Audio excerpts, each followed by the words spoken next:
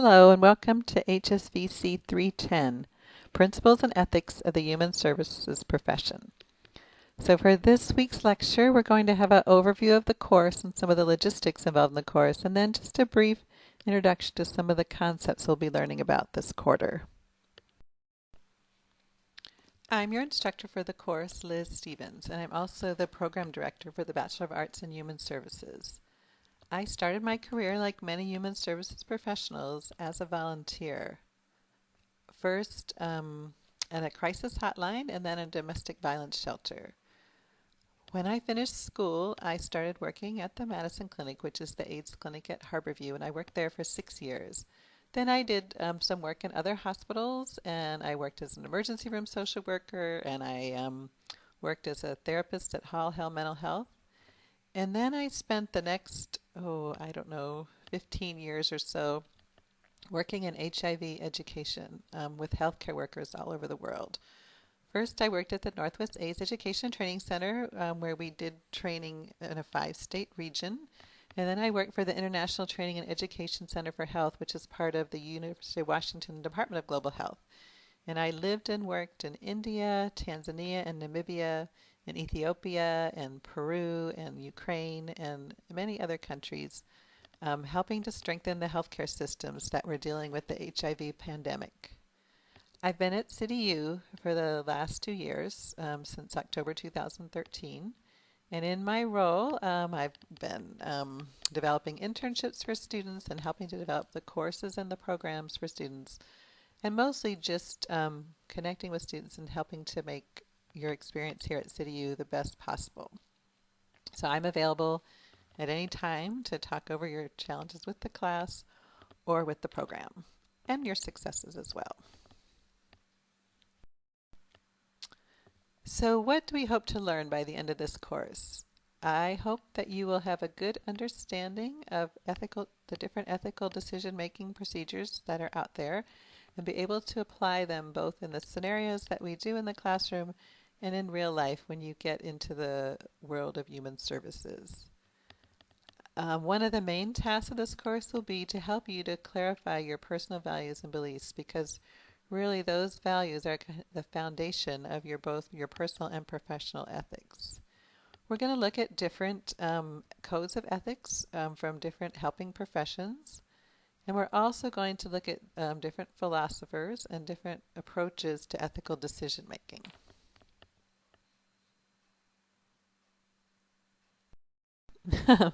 So these are the texts for the course. The first textbook, the Summers Flanagan text, Becoming an Ethical Helping Professional, was originally written for graduate students, and mostly for graduate students who are planning to become counselors. But the concepts that are written about in this book are very applicable to anyone in the human services profession, and I thought it was such a good text that we would use it anyway. And then there is a more general ebook that talks about ethics not just in your professional life, but also in your personal life, and focuses very strongly on how to develop your own personal ethics code. We'll also have additional readings and videos to be looking at each week in the course modules. And I will give lectures, probably not every week, but most weeks. And they will be in the form of YouTube videos that you'll also find in the course modules. And this is how you'll be graded in the course. There are 3 application essays, and they pretty much cover some of the basic tools or building blocks of ethical decision making. You'll also be expected to participate regularly in the discussion board, and there will be 5 quizzes total for the course. And all the information about the assignments and the details about them are found in your course syllabus, and then the due dates and what we're going to be covering each week is found in your course topic schedule. 4 assignments will be using a software called SafeAssign. And SafeAssign, for those of you who have been in the program a while, is similar to Turnitin. It's a text matching software that's installed as part of the Blackboard system, and it's designed to check your assignments against other work on the web, in published journals, newspapers, other students' papers, etc. When you upload your assignment to Blackboard, it will also automatically upload to Safe Assign. And I am going to give you 2 tries with your essays, 2 attempts when you write your essays. So that you'll write your essay, then you'll upload it, and then I want you to check the Safe Assign Originality Report to make sure that there are not any words that are not your own in the assignment, that you've paraphrased things and summarized things correctly, and that you've cited your sources correctly.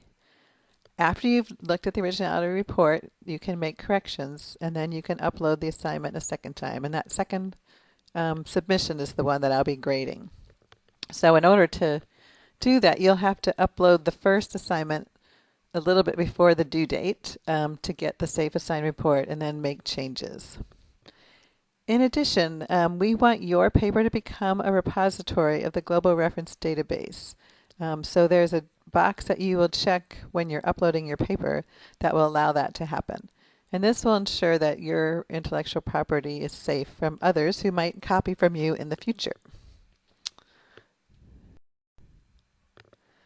So what are my expectations of you in the course? And these are general expectations as opposed to the assignment expectations. I expect you to take an active role in your own learning, and that means becoming very familiar with the course shell this first week. So looking at the course modules, looking at the assignments, looking at where everything is in the shell, because instructors do things a little bit differently. So I want you to become very familiar with this particular course and what the expectations are. Print out the syllabus and the course topic schedule so that you'll have them handy whether your computer is working or not.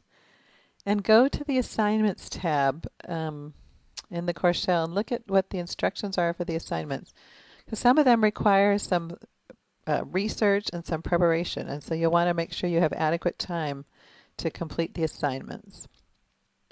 I expect you to ask me questions. There's a place in the discussion board to ask me questions. You can send me emails. You can call me. I'm very open to hearing from you, and I want to keep in touch with you throughout the quarter. Also reach out to other students. You can learn a lot from other students, and it's nice to have someone to support. Email other students. Call them. Get to know them, because you'll be able to help each other, and you'll be seeing each other throughout your time at CityU. Learn how to manage your time. With online learning, there's no one, standing over you telling you when you have to do things. You need to kind of be self-directed in this way. And so figure out the times you're going to be on the computer and try to make it a regular schedule each week. Make sure you go into the course shell frequently each week. And both the discussion board and for the readings and the video viewings and lectures. And give me feedback. There'll be opportunities to do that formally. There's a mid-course evaluation and an end-of-course evaluation, but I'm open to feedback at any time. And the main expectation I have is that you'll participate, that you'll set aside adequate time to participate in a course. For a 5-credit course, it's expected that you'll spend at least 5 hours per week participating in the course. That means doing the readings, watching the videos, and logging into the discussion board several times per week. There's, in the course shell, there's the kind of expectation of how often you'll participate and what the quality of the your post should be. Also, please practice professional communication in your posts.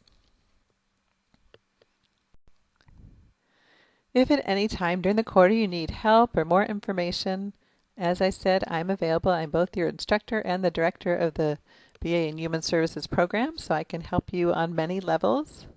Your advisor is always happy to be available to help you. If you're something you need to find or some technical glitch you're having, the help portal is really helpful with documents and contacts for many different problems you might have. If you have particular questions about the Human Services program, you are a part of the Blackboard BAHS Community Information Center shell. So go on to there and you can find lots of information about the BAHS program.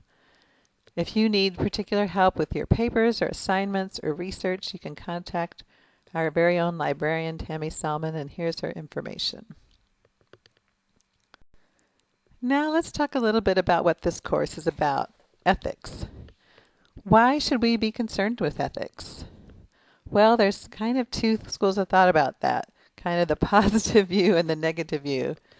On the positive side, there's many internal benefits from being an ethical person. It's part of human nature to strive for goodness, justice, and fairness. And the benefits we get in terms of integrity and feeling good about ourselves and feeling connected to the world come from being ethical, from being a good person. Now, the negative view is that we should be ethical because there are external consequences if we are not. And of course, that is also an important part of it. There can be personal consequences in terms of our relationships, societal consequences when people behave badly, professional consequences, we could lose our job, financial and legal consequences, we could have a lawsuit filed against us. So I suppose being ethical is a balance of both these positive and negative things. Ethics is how we apply the knowledge and skills that we've learned in school and in work and life. And it's also how we determine which rules, norms, and values to follow, this ethical decision-making process that we're going to learn about. And ethics is really at the heart of our identity, both our moral identity and our professional identity. So we're going to talk a little bit about some basic terminology related to ethics. These words can often be kind of mixed up with each other, and so I want to just help us to get a little bit clearer about what these concepts mean. Morality is a system of beliefs about what is right is wrong, and what is good behavior and what is bad behavior. Morality is often dictated by an authority outside of ourselves, such as society or religion. And morality comes from the Latin word mos, M-O-S, which means custom. Legal obligations are that part of our work that's covered by laws or statutes. Things such as client confidentiality, duty to warn, responsibility to report abuse and neglect. Laws are often more black and white, right or wrong. And as we know, working in human services, the situations that our clients are in are not always so black and white. So sometimes we have to really think about whether the law is the right thing to do in a situation. And that's where these ethical issues can really be challenging. Standards of care are services or interventions that are based on sound theoretical principles applied appropriately and reliably to the population served in the service setting. These are good practices that have generally been agreed upon by our profession. Values are our fundamental beliefs, what we value and consider most important. Our personal values can be based on our upbringing, knowledge, morals, culture, but they're individual, and our values are something we often learn at a very young age. Professional values, which are the beliefs or characteristics that are valued by our profession, can be things like respect, client self-determination, empathy, human dignity, being non-judgmental, and these are values that are espoused by our professional organizations and in our workplace. And all of these things kind of roll up into what we call ethics. Ethics are values, morality, laws, and standards put into action. So they're the rules or standards that govern the conduct of a person or a member of an organization or profession. And they come from the Greek word ethos, which means character. Codes of ethics or ethical standards are specialized ethical principles developed by our professions. And because ethical issues are often more shades of gray than black and white, they are relevant to context. And so following the law might be part of an ethical process, but it isn't all of it. And while there is a lot of overlap between these areas, ethics is really about putting all of these things into action. The beliefs and the rules and the laws, how we put them into action. So these are some of the types of ethical dilemmas we might encounter in the helping profession. And Reamer defines an ethical dilemma as a situation where professional duties and obligations rooted in core values clash, and where the professional must decide which values will take precedence. Resolving ethical dilemmas often takes reflection, examination, awareness, and conscious decision making. So these are just some of the many areas that we will be talking about. Issues around client confidentiality and around informed consent to treatment. Issues around competency to practice, around respect for clients making their own decisions and their own autonomy and empowerment. There's be some systemic organizational challenges within the helping system. Sometimes we'll have a conflict of interest in a situation. The most common reported ethical violation has to do with boundaries. It can be the boundary between a client and the staff member, between a staff member and a supervisor. It may be about having a dual relationship, for example, where your car mechanic comes in to you as a therapy patient. And then there are also some ethical issues related to documentation and to how we terminate services with clients. We'll be looking at all of these this quarter and seeing if we can make some sense of it all. The main thing we're going to be doing this quarter is developing our ethical toolbox. And all of these things in the list are part of our ethical toolbox. We can learn a lot from the history of ethics and the great philosophers that have talked about ethics over the years. There's many different views of ethics, and we'll be able to decide for ourselves which ones we feel that most closely aligned to.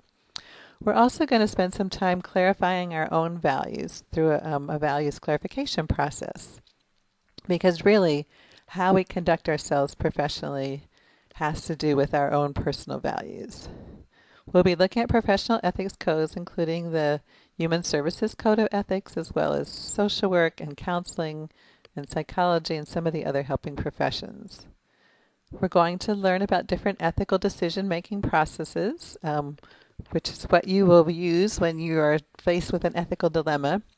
We'll talk about how we can use our supervisors, colleagues, and classmates to help us with decision-making.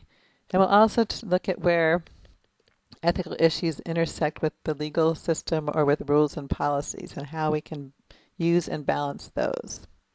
So I'm looking forward to being on this journey with you, and hopefully by the end of this course you will be well on your way to becoming a ethically competent human services professional.